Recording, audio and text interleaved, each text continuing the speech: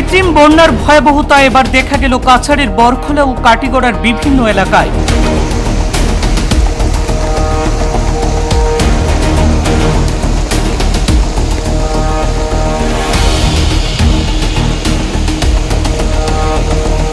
স্বাধীনতার পরেই প্রথমবার জলবন্দী বিহারা ও চন্দ্রনাথপুরের সাধারণ মানুষ। অপরিকল্পিত নির্মাণ ও জল নিষ্কাশনের ব্যবস্থার অভাবে দুর্ভোগে যেন সাধারণ জনগণ।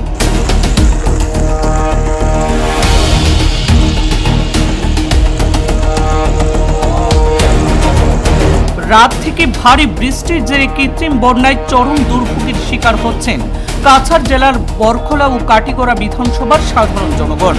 কাটিগড়ার বড়াইল পাহাড় পাদদেশের বিহারা এলাকায় নতুন করে ভয়াবহ রূপ ধারণ করেছে বন্যা।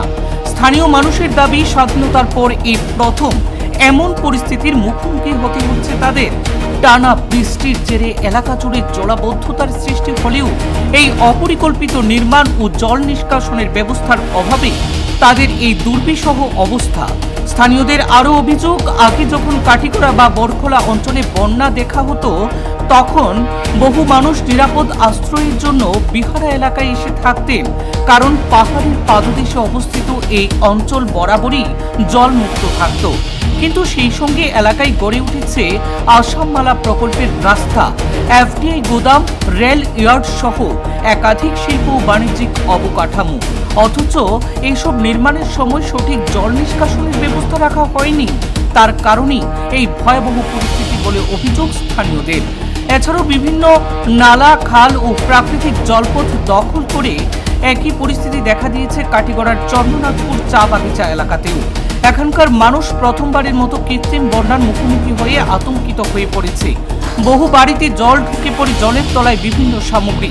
স্থানীয় বাসিন্দারা দ্রুত প্রশাসনের হস্তক্ষেপের দাবি করেছেন। এদিকে বরখোলার দক্ষিণ ভাঙারপাড়, রংঘর, টুকের গ্রাম, কালাচড়ি, সোনারপুর ইত্যাদি এলাকায় মানুষের ঘরবাড়ি জলমগ্ন হয়ে পড়েছে। বিশেষ করে বরখোলার চাঁদপুর জিপির ভাঙারপাড় চতুর্থ খণ্ডের প্রায় 37টি পরিবার ভেওয়ারপাড় স্কুলে আশ্রয় নিয়েছেন।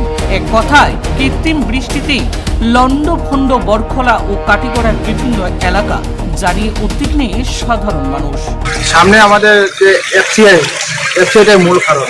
তারপরে তবে আপনার ইয়ার্ড আছে, স্টেশনের ইয়ার্ড আছে, ইয়ার্ডের জন্য রোড বন্ধ, জল যাওয়ার নিষ্কাশনের ব্যবস্থা নাই, সেটাই মূল কারণ। আসামমালার যে কাজ অর্ধসমাপ্ত আছে সেটাই মূল কারণ।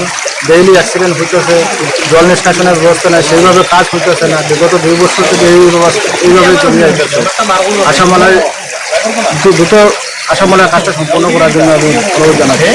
নালার জবরদখল, তারপরের কারণটা হয়েছে আসামমালা প্রকল্পের যে রাস্তাটা ওর, সেই রাস্তাটা দিয়া মানে নালা না থাকায় জল যার না। তৃতীয় কারণটা হয়েছে এফসিআই, সবেও তার জায়গা বরিয়া, তারা ব্যবসা করে কিছু করে, কিন্তু সাধারণ মানুষের যে সমস্যাটা ওর, এটা নিয়ে কোনো ধরনের হেলদুল নাই। রইল কথা ফ্লাড কন্ট্রোল ডিপার্টমেন্টের, এই ডিপার্টমেন্টটা হয়েছে গিয়া টোটাল বকওয়াস ডিপার্টমেন্ট। কথা কইলে খারাপ পাইলেও সবে, কারণ এখন পর্যন্ত এমন কেউ আমি দেখছি না যে ফ্লাড কন্ট্রোল করে নিতে পারছে। হ্যাঁ, 17 কোটি টাকা ব্যয়ে যে বাঁধ নির্মাণ হয়, সেই বাঁধও ভাঙ্গিয়া পড়ে যায়। হ্যাঁ, এটা কিভাবে সম্ভব? বিভিন্ন কারণ আছে। আর সরাসরি যদি করে দোষারোপ করতে লাগে তো এটা আমরা নিজেও দায়ী, কারণ আমরা সমস্যার সমাধানের লেগে অজ্ঞায়ী আই না। যখনও সমস্যা করি তখনও কেউ না করে দোষারোপ করি।